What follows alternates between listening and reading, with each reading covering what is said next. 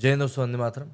पुष्पा की रिलीज को अब पूरे 50 दिन कंप्लीट होने वाले हैं और जैसे जैसे इसकी रिलीज का 50वां दिन नजदीक आता जा रहा है, ऑब्वियस सी बात है, जितने भी लवर्स हैं पुष्पा मूवी के, उनके अंदर एक अजब सा एक्साइटमेंट है। क्योंकि देखिए, ऐसा रोज रोज नहीं होता या ऐसा हर मूवी के साथ में नहीं होता कि कोई भी फला मूवी 50 दिनों के लिए थिएटर में टिकी रहे। और सिर्फ टिके रहने की बात नहीं है, बल्कि कलेक्शन भी अच्छा खासा निकाले। पुष्पा वैसे भी एक अच्छे खासे रिकॉर्ड्स बनाकर अब बैठी हुई है। काफ़ी सारी मतलब रिकॉर्ड जो है उसके अपने नाम हो चुके हैं।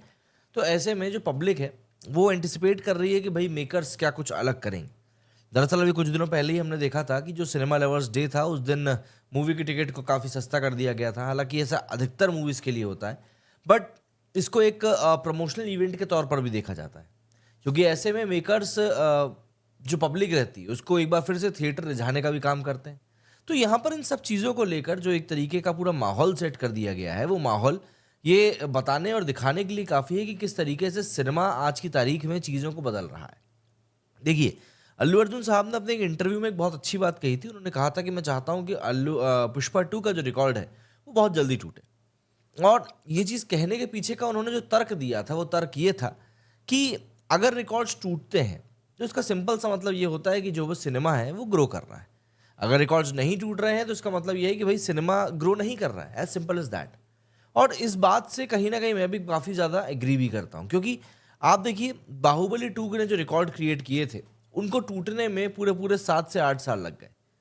इंडियन सिनेमा में क्या पोटेंशियल है वो हमको बाहुबली 2, KGF 2, पुष्पा 2, इन सब मूवीज से हमको दिखाई दिया है।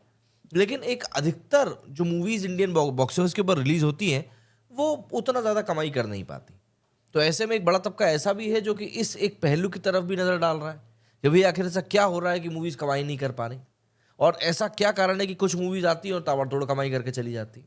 अब देखिए, आप किसी भी सिनेमा को उठाकर देख लीजिए, किसी भी सिनेमा लवर को आप उठा के देख लीजिए, सबके यहाँ पर अपने अपने कारण, अपने अपने तर्क रहेंगे।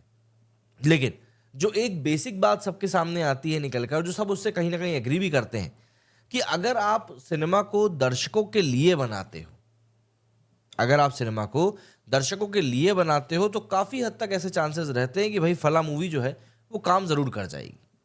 काफ़ी सारे सिनेरियोज में ये बात देखी गई है, नोटिस करी गई है, और लोग इस बात से एग्री भी करते हैं। हालांकि इसी फॉर्मूले को फॉलो करने के चक्कर में कई बार जो मेकर्स रहते हैं वो ऐसी मूवीज़ बना देते हैं जिन मूवीज़ को देखना पब्लिक को खुद भी पसंद नहीं आता। हालांकि वो लोग उसको नाम देते हैं कि भैया ये तो हमने बिल्कुल ही फॉर्मूला मूवी बनाई है।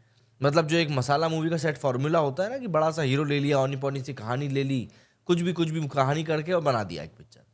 कई बार क्या होता है, ऐसे में पब्लिक को ये मूवी पसंद नहीं आती, और उसके पीछे का सिंपल सा एक कारण है, लॉजिक।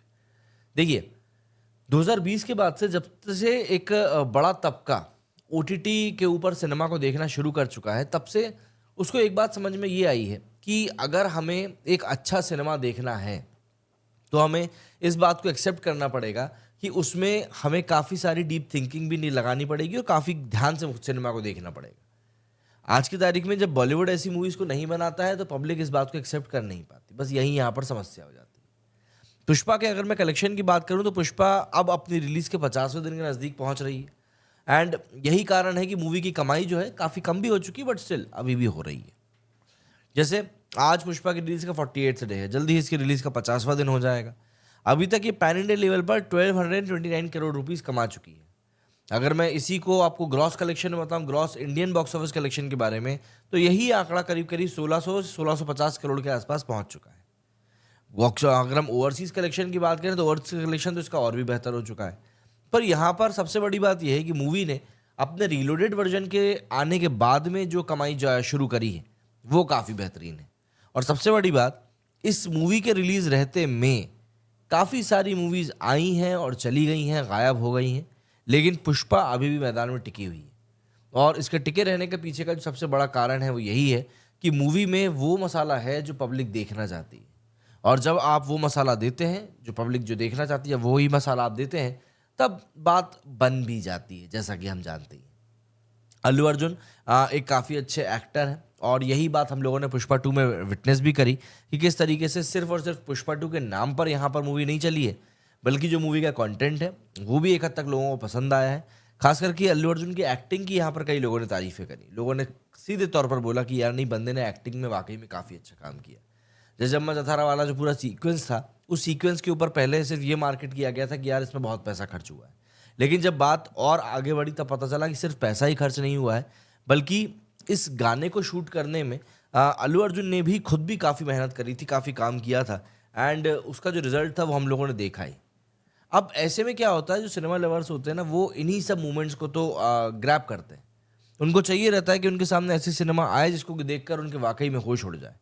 भाई आप रियलिटी में तो वैसे भी काफ़ी उतार चढ़ाव देख ही रहे होते हो। ऐसे में जब सिनेमा आपके सामने एक अच्छा बनकर आता है, तब आपको लगता है कि नहीं चलो ठीक है, वाकई में कुछ तो सही हुआ है। अब यहाँ पर अल्लू अर्जुन ने जिस तरीके से अपनी अदाकारी के थ्रू पब्लिक के जहन में जगह बनाई है, मैं शुरुआत से इस बात को बोल रहा हूँ कि पुष्पा 2 जो है वो उसकी कहानी के चक्कर में कम, और जो पुष्पा का कैरेक्टर है उसके चक्कर में ज़्यादा चली है। इसके पीछे का बड़ा कारण ये है कि आप पुष्पा के बैकड्रॉप की कहानी देखिए। वो एक ऐसा इंसान है जिसको कि उसके परिवार ने परेशान किया। उसको जो पहचान मिलनी चाहिए थी वो पहचान नहीं मिल पाई।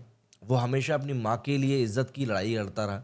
गरीब वो है, मेहनत वो करना जानता है। ये सारी चीज़ें जो हैं कहीं न कहीं एक हर उस इंसान से कनेक्ट कर जाएगी जो कि आज समाज में कहीं न कहीं अपेक्षित महसूस करता है। जब ऐसी कहानियाँ निकल कर सामने आती हैं तब अपने आप ही लोग कनेक्ट करना शुरू कर देते हैं। और जब आपके मेन कैरेक्टर से, जो आपका मेन लीड कैरेक्टर है, जब उससे पब्लिक कनेक्ट करना शुरू करती है, तब फिर कहीं न कहीं जो एक प्यार निकल कर आता है पब्लिक का बाहर, वो आपको बॉक्स ऑफिस पर कमाई के थ्रू ही दिखाई देगा। और ऐसा नहीं कि यहाँ पर मेकर्स ने कोई बहुत दिमाग लगाया, शाण पत्ती दिखाई है, पब्लिक के इमोशंस के साथ खेला, कुछ भी नहीं।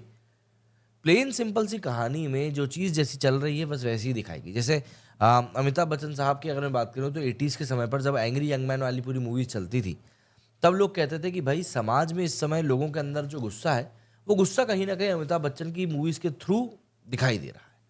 फिर चाहे वो कोयला हो, चाहे वो रियल एस्टेट हो, किसी के भी थ्रू जो भी कोई मूवीज़ बनी, उसमें यही सब दिखाया गया।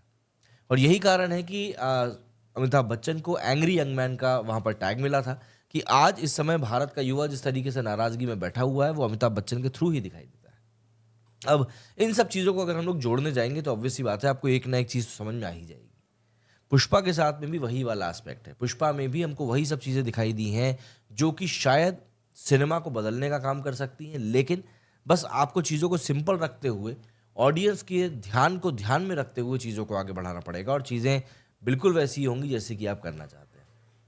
आने वाले दिनों में और भी कई सारी अच्छी सिनेमा रिलीज़ होने वाली है। बॉलीवुड की तरफ से भी काफ़ी सारे अच्छे नामों को प्रॉमिस किया गया है। देखते हैं कैसी क्या उनकी रिपोर्ट निकल कर सामने आती है। बाकी आप मुझे कमेंट सेक्शन में जाकर ज़रूर बताइएगा कि आपका इस बारे में क्या कुछ कहना है। मेरे इस वीडियो में फ़िलहाल इतना ही। जय हिंद, जय भारत।